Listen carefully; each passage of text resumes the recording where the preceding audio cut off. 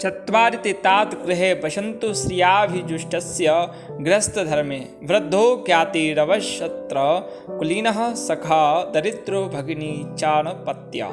भावार्थ परिवार में सुख शांति और धन संपत्ति बनाए रखने के लिए बड़े बूढ़ों मुसीबतों का मारा कुलीन व्यक्ति गरीब मित्र तथा निसंतान बहन को आदर सहित स्थान देना चाहिए। इन चारों की कभी उपेक्षा नहीं करनी चाहिए। ईश्वर तू ही अन्नदाता है। किसी राज्य में एक प्रतापी राजा हुआ करता था। वह रोज सुबह उठकर पूजा पाठ करता और गरीबों को दान देता। अपने उस उदार व्यवहार और दया की भावना की वजह से राजा पूरी जनता में बहुत लोकप्रिय हो गया था। रोज सुबह दरबार खुलते ही राजा के यहाँ गरीब और भिखारियों की लंबी लाइन लग जाती थी। राजा हर इंसान को संतुष्ट करके भेजते थे। किशन और गोपाल नाम के दो गरीब भिखारी रोज राजा के यहाँ दान लेने आते थे। किशन और गोपाल। राजा जब किशन को दान देता तो किशन राजा की बहुत वाहवाही करता और राजा को दुआएं देता। वहीं जब राजा गोपाल को दान देता तो वह हर बार एक ही बात बोलता, हे ईश्वर तू बड़ा दयालु है, तूने मुझे इतना सब कुछ दिया। राजा को उसकी बात थोड़ी बुरी लगती। राजा सोचता कि दान मैं देता हूँ और ये गुणगान उस ईश्वर का करता है। एक दिन राजकुमारी का जन्मदिन था। उस दिन राजा ने दिल खोलकर दान दिया।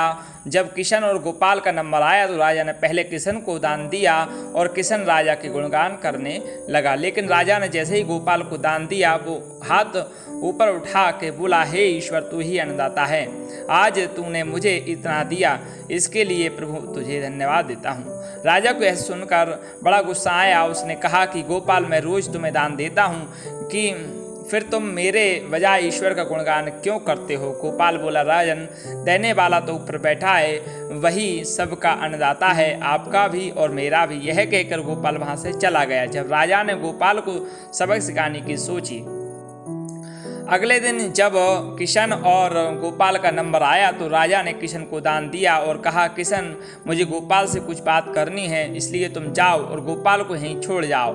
और हाँ, आज तुम अपने पुराने रास्ते से मत जाना। आज तुमको राजमहल के किनारे से जाना है जहाँ से सिर्फ मैं गुजरता हूँ। किशन खुशी खुशी दान लेकर चला गया। राजमहल के किनारे का रास्ता बड़ा ही शानदार और खुशबू भरा था। संयोग से राजा ने उस रास्ते में एक चांदी के सिक्कों से भरा घड़ा जो है रख दिया था। लेकिन किशन आज अपनी मस्ती में मस्त था। वो सोच रहा था कि राजा की मुझ पर बड़ी कृपा हुई है जो मुझको अपने राजमहल के रास्ते में से गुजारा। यहाँ से तो मैं अगर आंख बंद करके भी चलूँ तो भी कोई परेशानी नहीं होगी। यही सोचकर किशन आंख बंद करके रास्ते से गुजर गया। लेकिन उसकी नज़र चांदी के सिक्कों से भरे घड़े पर नहीं पड़ी। थोड़ी देर बाद राजा ने गोपाल से कहा, अब तुम जाओ, क्योंकि किशन अब जा चुका होगा, लेकिन तुमको भी उसी रास्ते से जाना है जिससे किशन गया है।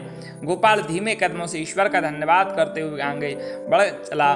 थोड़ी दूर ही गया था वह, उसकी नज़र चांदी के सिक्कों से भरे घड़े पर पड़ी। गोपाल घड़ा पाकर बड़ा खुश हुआ। उसने कहा, ईश्वर तेरी मुझ पर बड़ी अनुकंपा है, तूने मुझे इतना धन दिया। और वो घड़ा लेकर घर चला गया। अगले दिन फिर जब गोपाल और किशन का नंबर आया तो राजा को लगा कि किशन घड़ा ले जा चुका होगा, इसलिए उसने किशन से पूछा, क्यों किशन, कल का रास्ता कैसा रहा? राह में कुछ मिला या नहीं? किशन ने कहा, महाराज रास्ता इतना सुंदर था कि मैं तो आंख बंद करके चला गया, लेकिन कुछ मिला तो नहीं। फिर राजा ने गोपाल से पूछा तो उसने बताया कि राजा कल मुझे चांदी के सिक्कों से भरा एक घड़ा मिला।